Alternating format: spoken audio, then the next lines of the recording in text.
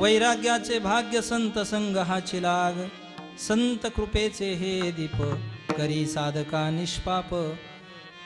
वैराग्याचे भाग्य संत संग हाची लाग, संत कृपेचे हे दीप करी साधका निष्पाप. तोची देव भक्त भेदा भेद नाही जात, संत कृपेचे हे दीप करी साधका निष्पाप. तुका प्रेमे नाचे गाय, गाणियात विरोणी जाय, संत कृपेचे हे दीप करी साधका निष्पाप. विठ्ठला विठ्ठला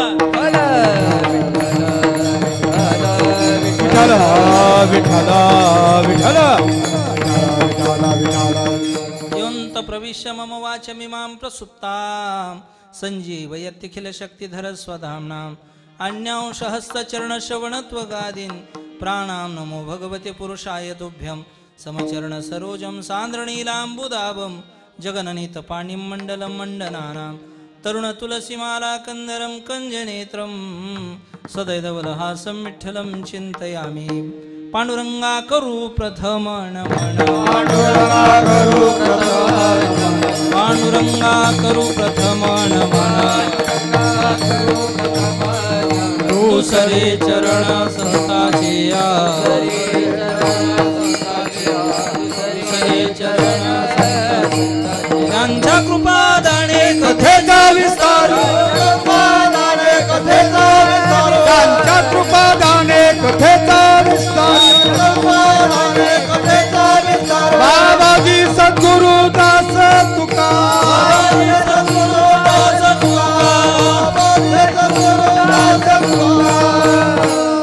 पांडुरंगा करू प्रथम नमन. दुसरे चरण संतांची या, त्यांच्या कृपादाने कथेचा विस्तारू. बाबाजी सद्गुरुदास तुका. मस्तक हे पायावरी, मस्तक हे पायावरी, मस्तक हे पायावरी. यावर करी संताच्या, यावर करी संताच्या, यावर करी संताच्या, यावर करी संताच्या, यावर करी संताच्या. मस्तक हे पायावरी, यावर करी संताच्या, यावर करी संताच्या, यावर करी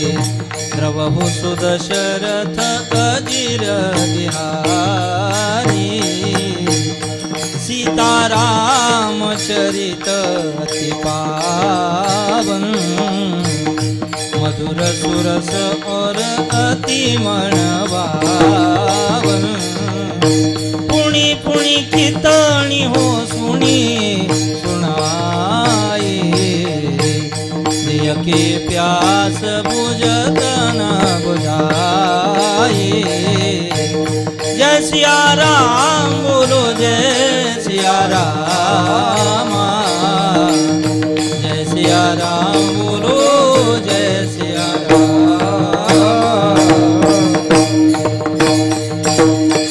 नमो सद्गुरु तुकया ज्ञान दीपा नमो सद्गुरु सच्चिदानंद रूपा नमो सद्गुरु भक्त कल्याण मूर्ती नमो सद्गुरु भास्करा पूर्ण कीर्ती जयांचे केले स्मरण होय सकळ विद्यांचे अधिकरण तेची वंदू श्री चरण श्री गुरूंचे ते नमस्कारुणे आता ओम नमो ज्ञानेश्वरा ओम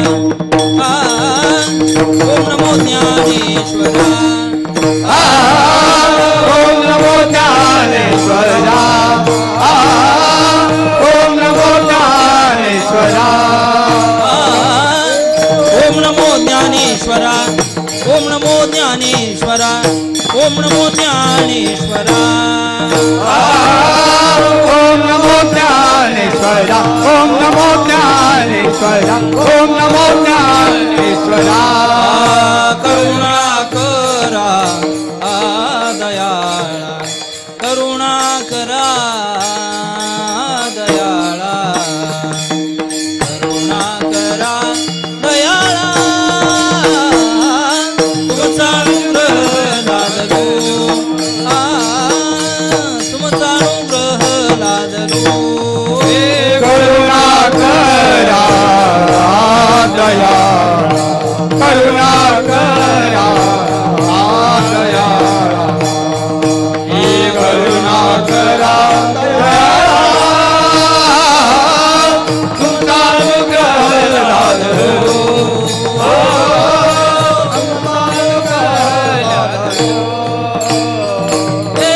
ओम नमो ज्ञानेश्वरा करुणा करा दयाळा तुमचा अनुग्रह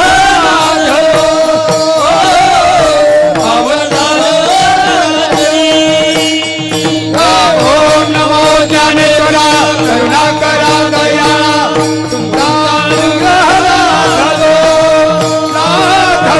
पावन झालो करा ओम नमो ज्ञानेश्वरा करुणा करा दयाळा तुमचा अनुग्रह लादलो पावन झालो चराचरी वैराग्याचे भाग्य संत संग हाची लाग संत कृपेचे हे दीप करी साधका निष्पाप प्रस्तुत प्राप्त प्रसंगी कीर्तन रूपी सेवेकरता म्हणजेच निरोपणाकरिता प्राप्त असणारा अभंग निवडलेला अभंग महान भगवत भक्त श्रीमंत श्री जगद्गुरु तुकाराम महाराज यांच्या गाथ्यातील 4 चरणाचा अभंग असून या अभंगाच्या माध्यमातून जगद्गुरु संत श्रेष्ठ तुकाराम महाराजांनी वैराग्याची मीमांसा केलेली आहे विठ्ठल विठ्ठल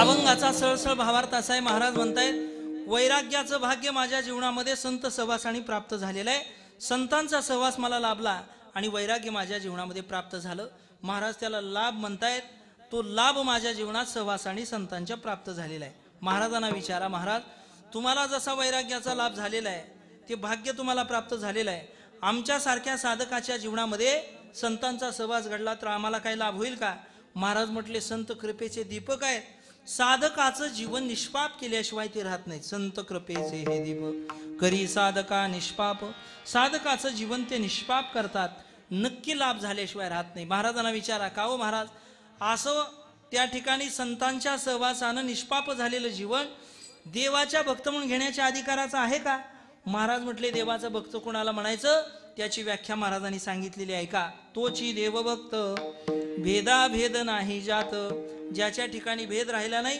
ज्याच्या ठिकाणी अभेद सुद्धा राहिला नाही भेद अभेदाच्या पलीकडची अवस्था ज्याला प्राप्त आहे तो देवाचा भक्त आहे शास्त्रामध्ये याला कल्पित भेद असं म्हणतात हा असणारा भेद आणि अभेदाच्या पलीकडची अवस्था प्राप्त केलेला देवाचा भक्त आहे अर्थात तुम्हाला वैराग्य प्राप्त झाले तुमच्या जीवनामध्ये संत सहवास घडलेला आहे तुम्ही देवाचे भक्त झालेला आहात हा पारमार्थिक अनुभव आनंद तुम्ही कसा उपभोगता महाराज म्हटले मी भजनानंदामध्ये गातो नाचतो प्रेमाने उड्या मारतो त्याच्यामध्येच रंगून जातो. तुका प्रेमे नाचे गाय गाणियात विरोणी जाय संत कृपेचे हे दीप करी साधका निष्पाप. विठ्ठला विठ्ठला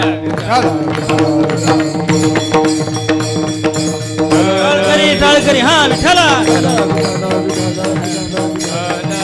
हो पुरुष मंडळी पुढे या. पुरुष मंडळी पुढे या. माऊली ज्ञानेश्वर महाराज की जय. कंचेश्वर भगवान की जय.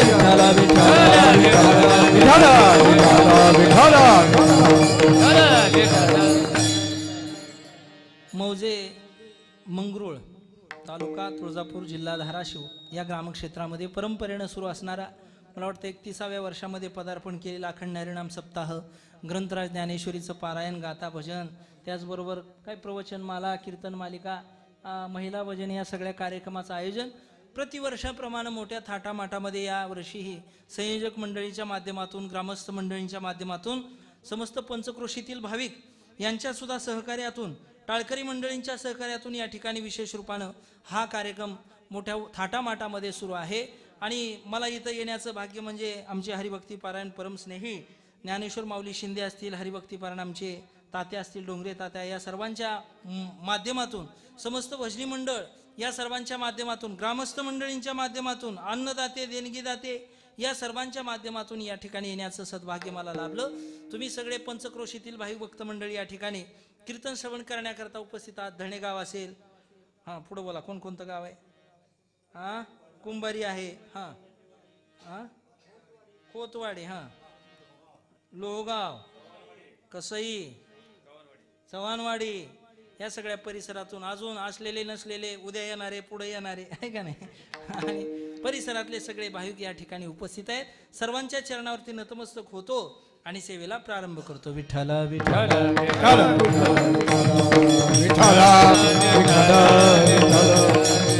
मला वाटतं या मोठ्या कार्यक्रमामध्ये आळंदीची संस्था सुद्धा हरिभक्ती पारायण काकडे महाराजांची ही संस्था या ठिकाणी लाभलेली आहे. या विद्यार्थी मंडळींसाठी एकदा जोरदार टाळ्या वाजवा. तुमच्याकडे जोरदार म्हणल्यावर असं वाजू देत का? बरं हे दोन्ही मृदंगाचार्य या ठिकाणी उपस्थित आहेत. हरिभक्ती पारायण भैयासाहेब महाराज आणि हरिभक्ती पारायण मनोज महाराज या मंडळींसाठी टाळ्या वाजवा एकदा. पहिली सुंदर चाल गायली हरिभक्ती पारायण आमचे नामदेव महाराज या ठिकाणी उपस्थित आहेत. हरिभक्ती पारायण ननवरे महाराज या ठिकाणी उपस्थित आहेत. तिकडं हरिभक्ती पारायण सूरज महाराज आणि हरिभक्ती पारायण आमचे आळंदीकर बाबा या ठिकाणी उपस्थित आहेत. या सर्व मंडळींसाठी एकदा जोरदार टाळ्या वाजवा. साऊंड सिस्टीम आले दादा, काय नाव तुमचं? अण्णा महाराजांसाठी एकदा टाळ्या वाजवा. गोड सिस्टीम आहे. आमचे चोपदार महाराज आहेत, हार्मोनियम वादक आहेत. सर्वांना नमस्कार करतो आणि सेवेला प्रारंभ करूया. इथं युट्यूब चॅनल आहे का? श्री संत कृपा युट्यूब चॅनल त्यांच्या माध्यमातून आपल्याला हा सगळा कीर्तनाचा सोहळा घर बसल्या पुढं पाहायला मिळणार आहे का? लाईव्ह आहे, पुढं पाहायला मिळणार आहे, लवकरच पाहायला मिळणार आहे. त्या चॅनलला लाईक करा, शेअर करा, सबस्क्राईब सुद्धा करा. आलं का लक्षात? तुम्हाला नाही कळायचं, ज्यांना कळायचं त्याला कळलं. आणि त्याच्यावरती तुम्ही काय करा, ते कीर्तन झालेलं ते सगळं तुम्हाला घरी बसून पाहायला मोबाईलवरती मिळणार आहे. नाहीतर तुम्ही कुठं पाहायचं म्हणून बसाल. आलं का लक्षात? त्यांनाही आपण धन्यवाद देऊया. त्यांच्यासाठी एकदा जोरदार टाळ्या वाजूया आणि सेवेला प्रारंभ करूया. विठ्ठला विठ्ठला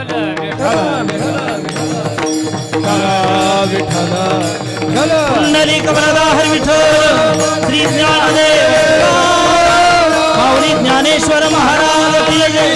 पंचेश्वर भगवान की जय. सद्गुरु जोग महाराज की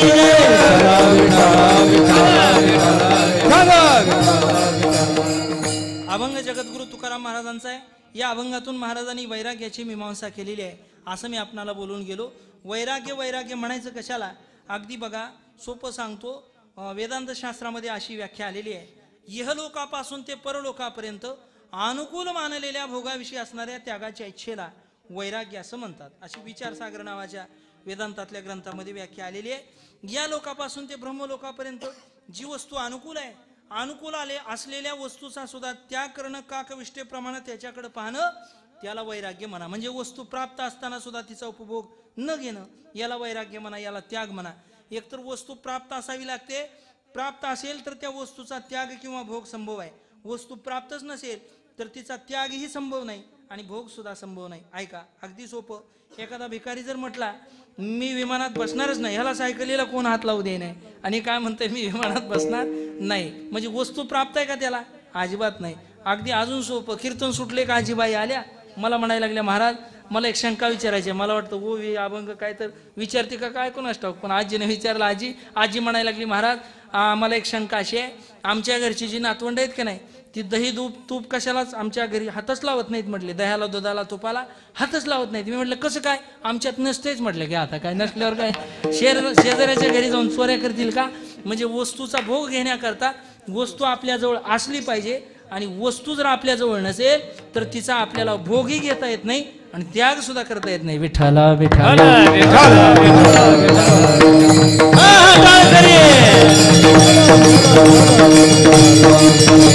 ऐका, एकतर वस्तू पाहावी लागते, पाहिलेली वस्तू आपल्याला मिळावी लागते, मिळालेली वस्तू आपल्याला कळावी लागते, कळालेल्या वस्तूविषयी अंतःकरणात प्रेम भावना उत्पन्न व्हावी लागते, आणि मग ती वस्तू अनुकूल असेल तर सुख देते, प्रतिकूल असेल तर ती काय करते? दुःख देते. अर्थात वस्तूच असते. एखाद्याला सुख देते म्हणून त्या ठिकाणी अनुकूल वाटते, एखाद्याला दुःख देते म्हणून त्या ठिकाणी प्रतिकूल वाटते. वस्तूच असते.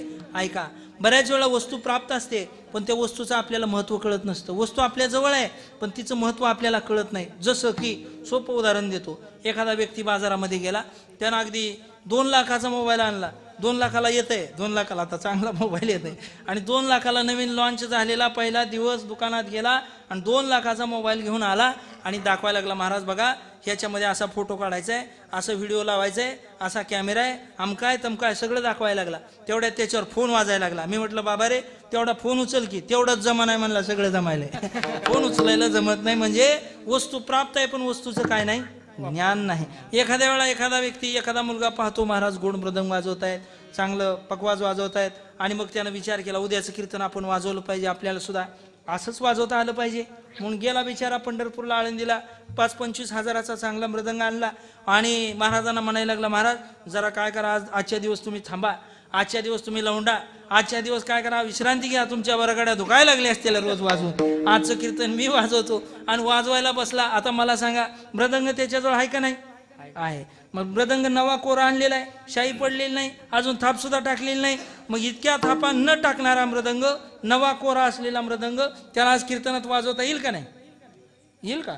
नाही येणार. अहो ते शिकलेलंच नाही, कसं काय वाजवते? म्हणजे मृदंग त्याच्याजवळ आहे पण त्याला तो वाजवता येणार नाही, कारण त्याला अभ्यास नाही, त्याला ज्ञान नाही. म्हणजे वस्तू प्राप्त आहे पण वस्तू जर प्राप्त असून त्याचं ज्ञान नसेल तर ती प्राप्त असून उपयोग होणार नाही. आता ह्या मामाला म्हणलं वाजवा हार्मोनियम, तर येईल काय? नाही. म्हणजे ज्यांनी शिकलेलं आहे, ज्याला त्यांचं ज्ञान आहे, खऱ्या अर्थाने त्यांना ते करता येईल किंवा ते आत्मसात करता येईल. वस्तू प्राप्त असून उपयोग नाही, वस्तूचं ज्ञान सुद्धा असलं पाहिजे. अर्थात बऱ्याच व्यवहारामध्ये वस्तू आपल्या जवळ आहेत पण त्याचं ज्ञान आपल्याला नाही. अगदी सोपं व्यवहारातलं, 5-7 वर्षाचा मुलगा बाळू आपल्या आईच्या कामात लुडबुड करायला लागला. आई आपण असं करायचंय, आई तसं करायचं. आई म्हणायला लागली, बाळू तू जरा बाजूला थांब, तुला यातलं काही कळत नाही. मग बाळू थोडासा मोठा झाला, वडिलांच्या कामात दखल द्यायला लागला. बाबा असं करायचं, आपण असं करू तसं करू. वडील म्हणायला लागले, बाळू तुला यातलं काही कळत नाही, तू जरा बाजूला थांब. असं म्हटल्यावर मग बाळूनं विचार केला, आईकडे गेला. आईला म्हणायला लागला, आई तू म्हणते मला काही कळत नाही, बाबा तुम्ही म्हणता मला काही कळत नाही, मग मला कळणार तरी कधी आहे? तेव्हा आई म्हणायला लागली, बाळू तुला आताच कळणार नाही, मग 2चे 4 हात झाले का नाही तुला कळेल. पण खरं सांगू का, 2चे 4 झाले तरी काही कळत नाही तुम्हाला, खरं सांगू. आणि मग होय बाबा कळतं का अजून तरी काय? मग 2चे 4 हात झाले. आता बाळूचं लग्न झालं. बाळूला त्या ठिकाणी बाळू फिरायला गेलेला आहे बाहेर. आता बाळूचं लग्न कसं काय झालं? आता उशीर झाला म्हणलं की पडदेशी लग्न लावावं लागतं आहे का नाही? आता कीर्तनामध्ये वेळच कुठं आहे? आता जवळजवळ 10 वाजत आले आहे का नाही? किती वाजले? 10च वाजले बघा. आणि मग कमी वेळ असल्या कारणामुळं आता व्यवहारामध्ये लग्न जमत नाहीत, दृष्टांतामध्ये लगेच लग्न लावावं लागतं. आणि मग बाळूचं लग्न झालं. बाळू फिरायला गेलेला आहे बाहेर चौकामध्ये आणि घरी आला, बायकोनं ताट वाढलेलं आहे. हात न धुता बाळू ताटावरती जेवायला बसला. जेवायला बसल्यानंतर बायको म्हणायला लागली, तुम्हाला तर काही कळतच नाही. असं म्हटल्यानंतर बाळू म्हटला, मला कळायसाठी तुला आणले, मला कळायसाठी तुला आणलेलं आहे आणि तू काय म्हणते मला काही कळत नाही, मग मला कधी कळणार आहे? तेव्हा बायको म्हटली तुम्हाला आताच कळायचं नाही. मग 2-3 मुलं बाळ झाली का नाही, मग तुम्हाला सगळं कळेल म्हटली. बाळूला मुलं बाळ बी झाली, बाळूची मुलं बाळ मोठी बी झाली आणि बाळूच्या मुलाबाळांना नोकऱ्या धंदा सगळा व्यवसाय करायला लागली. तोपर्यंत बाळूच्या हातात काठी आली, डोळ्याला चष्मा आला आणि मग बाळू सगळीकडं फिरता फिरता पुन्हा पोरांकडे गेला आणि पोरांना म्हणायला लागला, पोरानो असं करा, पोरानो तसं करा. पोरं म्हटली बाबा तुम्ही उगं तिकडं कट्यावर जाऊन बसा, ह्यातलं तुम्हाला काय सुद्धा कळत नाही, घ्या आता. मला वाटतं त्याच बाळूला हसायचं काय कारण नाही. हिथं बसलेले बरेच बाळू तसले दिसायले का. कुणाचं नाव बाळासाहेब असलं तर काय मनावर घेऊ नका बरं. हे बाळासाहेब कुठलेच सांगू का तुम्हाला, हे बाळासाहेब म्हणजे मृत्यू लोकामध्ये जन्माला आलेला प्रत्येक मनुष्य जीव आहे आणि त्याला काय कळालं नाही. अहो लाख मोलाचा देह आपल्याला प्राप्त झालेला आहे भजन करण्याकरता, पण भजन न करता आपण सगळ्याच्या सगळा वेळ हा व्यवहारामध्ये खर्च करतोय. भजन करण्याकरता हा देह प्राप्त झालेला आहे. देवे दिला देह भजना गोमटा, देवे दिला देह भजना गोमटा, देवे दिला देह भजना गोमटा, देवे दिला देह भजना गोमटा, देवे दिला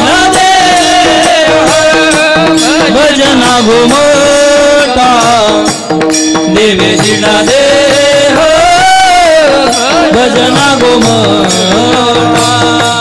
देवे दिला देह भजना गोमटा, देवे दिला देह भजना गोमटा. तोया झाला फाटा बाधिकेचा, तोया झाला फाटा बाधिकेचा, तोया झाला फाटा बाधिकेचा, तोया झाला फाटा बाधिकेचा, देवे दिला देह भजना घुमटा, देवे दिला देह भजना घुमटा, देवे दिला देह भजना घुमटा, देवे दिला देह भजना घुमटा.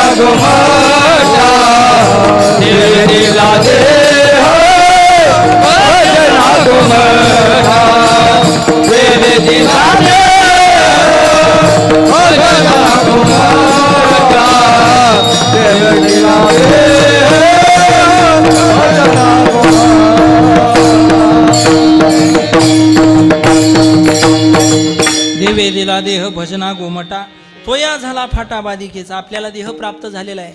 नरदेह दुर्लभ जाना, शतवर्षाची गणना, त्यामध्ये दुःख यातना, तुम्ही आठवा मधुसूदना, तुम्ही वासुदेव वासुदेव म्हणा, तुम्ही वासुदेव वासुदेव म्हणा, तुम्ही वासुदेव वासुदेव म्हणा, तुम्ही वासुदेव वासुदेव म्हणा. अर्थात या देह अत्यंत दुर्लभ असणारा देह, दुर्लभो मानुषो देहो देहिनाम क्षणभंगुरा तत्रापि दुर्लभम म्हणणे वैकुंठ प्रिय दर्शनम. असा दुर्लभ असणारा देह आपल्याला प्राप्त झालेला आहे, भजनाकरता प्राप्त झालेला आहे. पण आपण तिकडं कुठं दारं धरायला आणि कुठं हळद लावायला आणि अजून कुठं कशाला वापरलाय काय सांगता येत नाही. काही लोकांनी तिकडं बी वापरलं नाही, इकडेही वापरलं, नुसतं ह्याच्यासाठीच वापरलेलं. काय म्हणायचं तुम्हाला, असे बी काही लोक आहेत आपल्याकडं. म्हणून करता या देहामध्ये आल्यानंतर सगळ्यात अगोदर काय केलं पाहिजे तर भजन केलं पाहिजे. याची देही घडे देवाचे भजन आणि हे ज्ञान नाही कोठे. तुम्ही असं कधी ऐकलंय का आपल्या गावातल्या सगळ्या गायी म्हशी एकत्र आल्या आणि त्यांनी हरिपाठ केला, असं कधी झालंय वय? कधी शेळ्या मेंढ्या एकत्र येऊन काकडा भजन करतात का? अजिबात नाही. कारण का? त्या योनीमध्ये ते ज्ञान नाही. याची देही घडे. मग याची म्हणजे मनुष्य देहामध्ये ते भजन करण्याचं ज्ञान आहे. म्हणून या देहामध्ये आल्यानंतर अगोदर भजन केलं पाहिजे. विठ्ठला विठ्ठला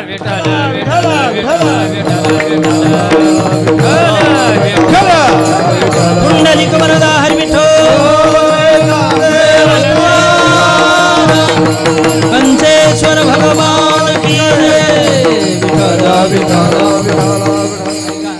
आपण ज्यांच्या दरबारामध्ये आहेत ते आपण आपलं कंचेश्वर देवस्थान अर्थात महादेवाचं असणारं देवस्थान आहे, लक्षात ठेवा. आणि आपण ज्यांच्या दरबारात बसतोय तिथं आपण भजन करत नाही, टाळी वाजवत नाही, मुखानं भजन करत नाही. हे केलं पाहिजे, अत्यंत महत्वाचं आहे. जयाची या वाचे पुढा भोजे अखंड नामनाचं तसे माझे जे जन्मस श्री ओळगी जे एक वेळ मुखासी यावया. एकदा देवाचं नाव मुखाला यायला अनंत जन्माचं पुण्य, हजारो जन्माचं पुण्य एक करावं लागतं. त्यावेळेला एकदा कुठं देवाचं नाव मुखामध्ये येत असतं महाराज. आणि मग आपल्या मुखाला जर देवाचं नाव येत नसेल तर काय उपयोग आहे? संत कबीर महाराज रस्त्याने चालले होते आणि रस्त्याने जात असताना कबीर महाराजांचं भजन चालू होतं. श्रीराम राम जय जय राम, श्रीराम राम जय जय राम, श्रीराम जय राम जय जय राम, श्रीराम जय राम जय जय राम. कबीर महाराजांनी पाहिलं गावातल्या काय 10-5 स्त्रिया नदीवरती धुणं धुत आहेत. धुणं आता नदीवर धुणं धुणारी स्त्री काय एका घरचं धुणं धुती वय काय सांगायचं आहे तुम्हाला? सगळ्या गावाचं धुणं तिथं बडवायला काय असते चालू असते. आमक्यानं तमकं केलं म्हणून तमक्याचं असं झालं, तमक्यानं तमकं केलं, आमक्यानं आमकं केलं, आमक्याच्या मुलाने असं केलं, तमक्याच्या मुलीनं तसं केलं. हे सगळं तिथं चालू असते. त्यातली एक स्त्री होती आणि ती सगळ्यांना सांगत होती, सगळ्या महिलांना, बघ म्हटले माझ्या नाकाची नथनी दिसते का नाही, ही माझ्या पतीने आणलेली आहे. माझे पती असे आहेत, माझे पती तसे आहेत. कौतुक करायला चालू होतं. हे सगळं कौतुक कशा करता? नथनी आणली म्हणून कौतुक आहे. फुकट कुणी कोणाचं कौतुक करायला मोकळं नाही. आणि मग कबीर महाराजांनी पाहिलं. कबीर महाराज एक दुहा लेतात, ऐका.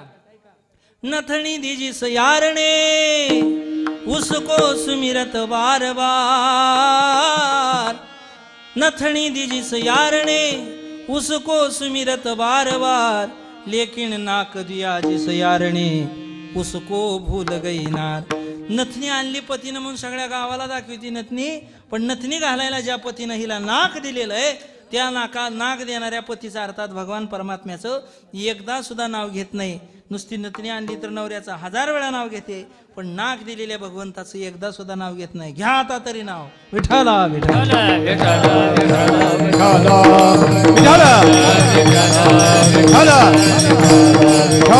हो. म्हणून करता हा देह प्राप्त झालेला आहे. वस्तू प्राप्त असताना सुद्धा तिचं महत्व जर कळत नसेल तर वस्तू प्राप्त असून उपयोग होणार नाही. या अभंगामध्ये महाराजांनी वैराग्याचा विचार मांडलेला आहे. कशाला म्हणायचं वैराग्य मी तुम्हाला सांगून गेलो. इहलोकापासून ते परलोकापर्यंत अनुकूल मानलेल्या भोगाविषयी असणाऱ्या त्या ठिकाणी सुखाच्या इच्छेचा त्याग करणं, खऱ्या अर्थाने त्याला वैराग्य म्हणा. वस्तू प्राप्त आहे पण वस्तूचा त्याग करणं याला वैराग्य म्हणा. अगदी सोपं सांगतो, 2 पद्धतीचं वैराग्य आहे. वैराग्य म्हणजे काय? वस्तू प्राप्त आहे पण तिचा भोग न घ्यायचा, याला वैराग्य म्हणा. एक वैराग्य सांगतो तुम्हाला इतिहासामधलं, एक वैराग्य सांगतो पुराणामधलं, अगदी एका मिनिटामध्ये. भगतसिंग नावाचे त्या ठिकाणी तुम्हाला क्रांतिकारी माहिती आहेत. भगतसिंग, राजगुरू, सुखदेव हे तुम्ही ऐकलेले आहेत, आहे का नाही? यांची नावं 15 ऑगस्ट 26 जानेवारीला तुम्ही ऐकता, त्या दिवशी ऐकता, दुसऱ्या दिवशी सोडून देता. त्यांच्याविषयी आपल्याला काही देणं घेणं नाही, असं आपलं चाललेलं असते. भगतसिंहाचं लग्न जमते आणि भगतसिंहाच्या हातावरती त्याची आई 50 रुपये ठेवते आणि भगतसिंहाला सांगते, अरे भगत, तुझं लग्न आपल्याला लावायचंय, तू बाजारामध्ये जा, या 50 रुपयाचा बाजार घेऊन ये, तुझं लग्न आपल्याला लावायचंय. भगतसिंहाने ते 50 रुपये घेतले. भगतसिंह बाजारामध्ये गेले आणि बाजारामध्ये जाताना भगतसिंह विचार करतायत, या 50 रुपयाचा बाजार जर घेऊन मी घरी गेलो तर मला एका स्त्रीशी लग्न करावं लागेल आणि मी जर लग्न केलं तर जन्मभर मला एका बाईची सेवा करावी लागेल.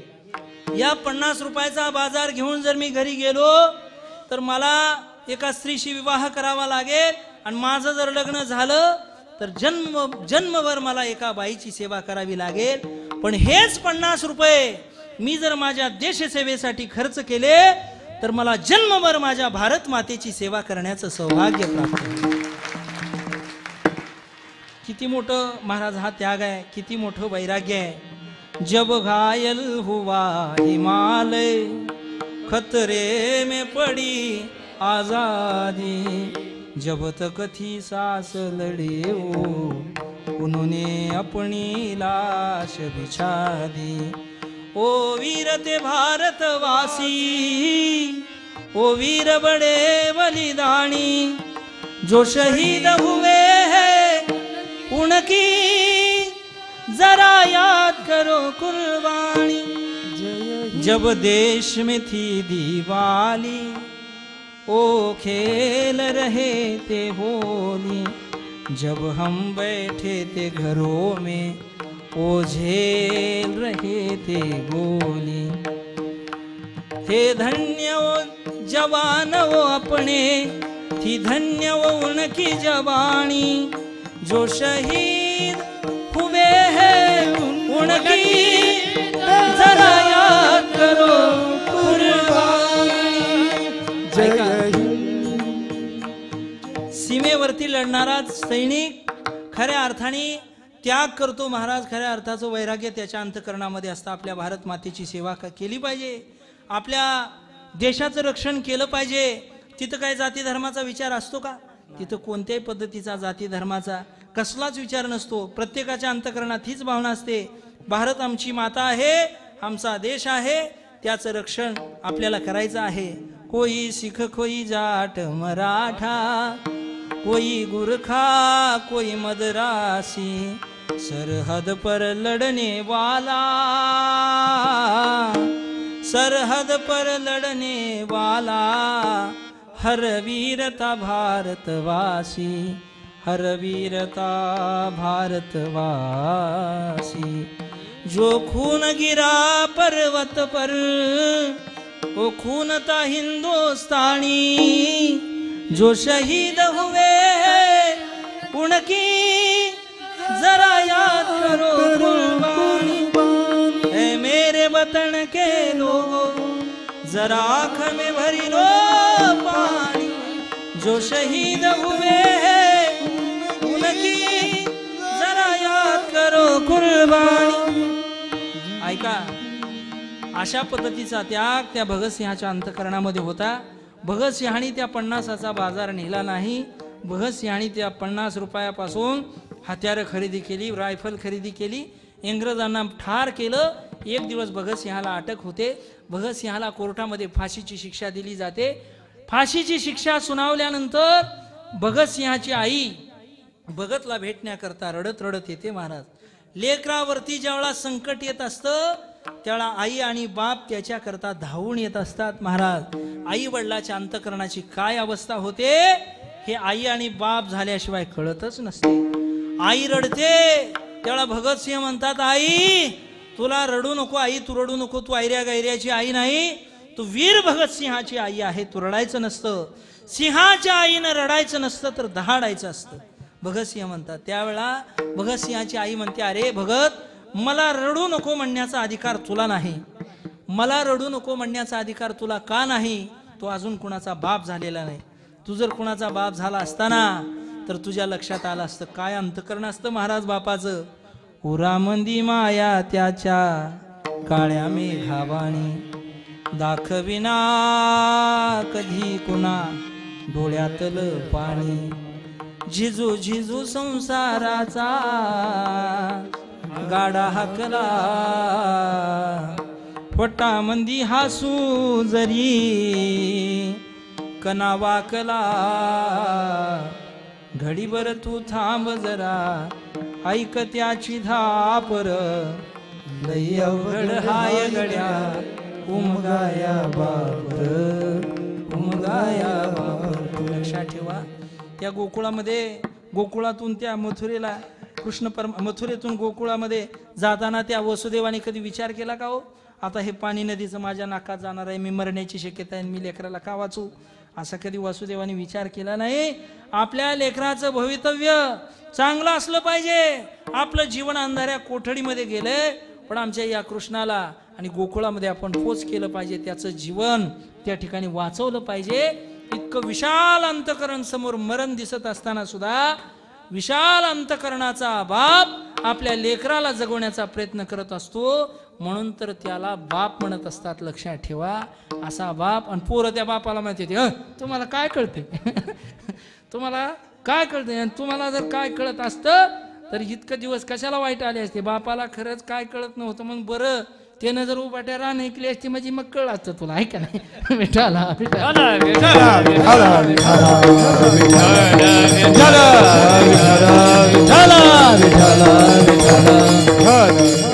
भगतसिंह म्हणतात आईला आई रडू नको. आईला एक वचन मागतात, आई ज्या दिवशी मला फाशीवरती दिल्या जाईल मला सांगायचं वैराग्य त्याग समर्पण ऐका. भगतसिंह म्हणतात मला ज्या दिवशी फाशीवरती दिल्या जाईल ना आई त्या दिवशी माझं प्रेत नेण्याकरता तू येऊ नको. माझ्या भावाला पाठव, माझ्या वडिलांना पाठव, गावातल्या कोणा एकाला पाठव, पण माझं मेलेलं प्रेत न्यायला तू येऊ नको. काय गप्पा मारायलो का? घडलेली घटना इतिहासामध्ये ऐका. भगतसिंहाचे हे शब्द ऐकून आईच्या डोळ्यात अश्रूच्या धारा येतात.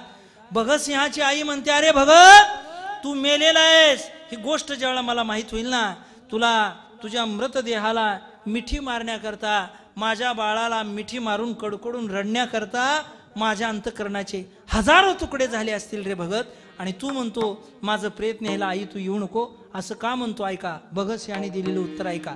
भगतसिंह म्हणतात आई ज्यावेळा मी धरणीवरती पडलेलो असेल माझा मृतदेह पडलेला असेल आणि ते